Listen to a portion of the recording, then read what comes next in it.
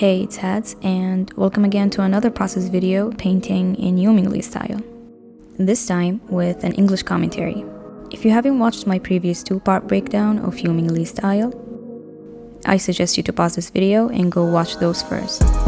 In the description box, you can find the materials file, which contains the original reference as well as the sketch I made. So do feel free to follow along. Now, without any further ado, let's jump straight to it. Okay, so the first thing I did was adjusting the reference through the curves to get it into a soft contrast between the light and the shadow.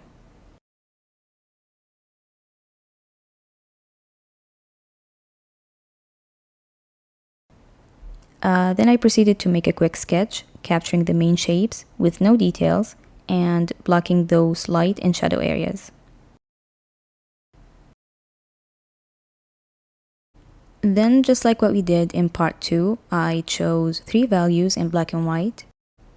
Referencing the picture, I adjusted. One will be for the light, another for the shadow, and lastly, one for the background. Now, you might think it's a bit of a hassle to start with black and white, then layer color on top. But it's actually more convenient to start that way, especially if you're a beginner with values. It can be tricky to try to determine values in color than it is in black and white, because each color exhibits a different value at different saturations. Now, settling for a base color for this one was a bit difficult because of how color impacted this piece was. It was not clear what the base is. But looking at the piece as whole and knowing that we are aiming for cold tone for the light, you can start to notice how blue is kind of dominant for that area. So I chose something shifting towards the cyan blue and I adjusted its value to suit my light area. And for my shadow hue, since it's gonna be warm, I went with a desaturated yellow. I'm using a round brush, by the way, for the start of this process. Then comes the fun part, which is adding tons of colors. And keep in mind the cold and the warm areas, but also show hints of each in both. For example, you can see that this area in the shadow contains a purple hue. I'm also adding vibrancy through some colors.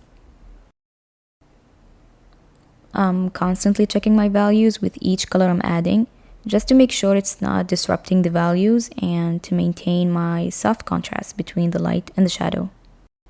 While at the same time, I am recognizing the more darker and lighter areas and adjusting the value for those. I'm trying to pick out colors as close as possible to theirs with my eyes only to further train them to pick color and values. So do try your best to not use the eyedropper unless you can't really differentiate what a color is. Then hop over with the dropper to see what kind of hue and what's its value range. I have kept the color window open in this process so you can get a glimpse at the value as well as the saturation. With time and practice, you will find that you've improved your selection accuracy. I try to not get distracted by the details and to not paint them. My main goal of the study was the color, so I'm focusing just on that. A trick you can use if you're easily distracted is in Artstudio Pro, you can go to the filters, blur, then choose median. This is going to blur out and simplifies the details on the shape without disrupting the edges. It will also minimize or kind of groups the color together, which can make the color selection more easier. You can find this option in Photoshop also.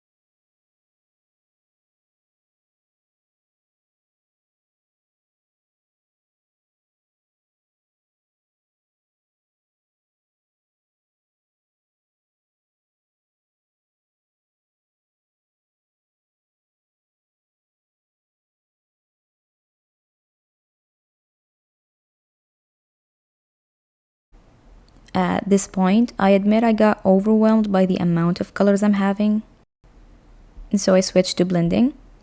I'm using a brush from their free brush pack. It is a mixer smudge, but translates to a whip brush in Artstudio Pro. It does not lay color, only blends. I am still confused on how whip brushes work in Artstudio Pro, but yeah, it had a texture that I liked, so I proceeded to blend with it.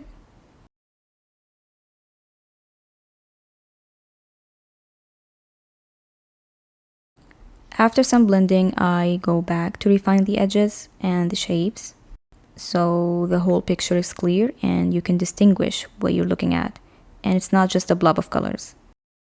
Once I felt that I can't do more with the colors, I just stopped, but I really like how this one turned out color-wise.